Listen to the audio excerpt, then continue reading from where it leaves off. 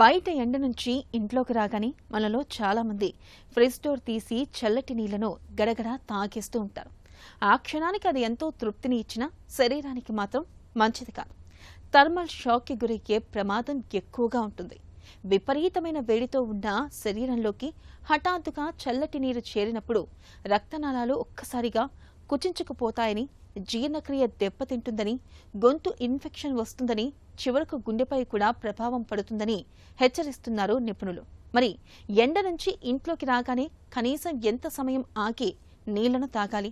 మన శరీర ఉష్ణోగ్రతను సమతుల్యం చేసుకోవడానికి ఎలాంటి జాగ్రత్తలు తీసుకోవాలో ఇప్పుడు తెలుసుకుందాం.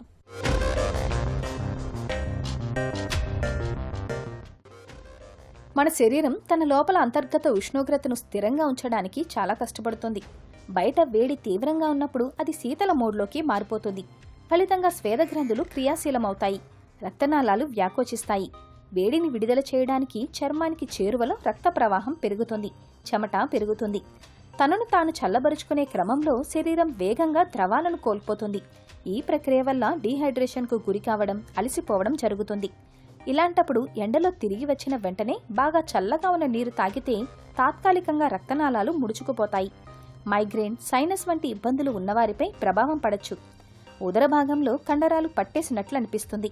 దీనివల్ల కొద్దిసేపు జీర్ణక్రియ మందగించవచ్చు. చల్లటి నీరు వల్ల గొంతు లైనింగ్లో అసౌకర్యం తలెత్తవచ్చు. కొందరిలో గొంతు నొప్పితో పాటు తెమడ ఎక్కువగా ఉత్పత్తి కావచ్చు.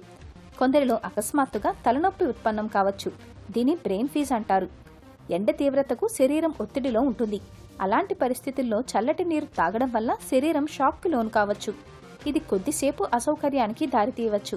ఉష్ణోగ్రతల్లో మార్పులతో తీవ్రంగా ఇబ్బందికి గురయ్యే సమస్య ఉన్నవారిలో గుండె కొట్టుకునే రేటుపై తాత్కాలికంగా ప్రభావం పడచ్చు.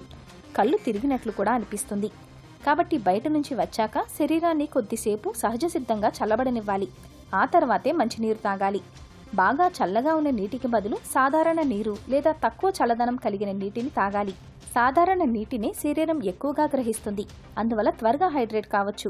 వీలుంటే కొబ్బరి నీళ్లు, చిటికెడు ఉప్పు కలిపిన నిమ్మరసం, మజ్జిగ తాగొచ్చు. ఇవి అసౌకర్యం కలిగించకుండా శరీరంలో ద్రవాలు, ఎలక్ట్రోలైట్లను పునరుద్ధరిస్తాయి. ఒకవేళ చల్లటి నీటినే తాగాలనుకుంటే తొలుత సాధారణ నీటితో కాళ్ళు, చేతులు, ముఖాన్ని కడుక్కోవాలి. 5 నుంచి 10 నిమిషాలు స్థిమితంగా కూర్చోవాలి. ఆ తర్వాత చల్లటి నీటిని నెమ్మదిగా తాగాలి.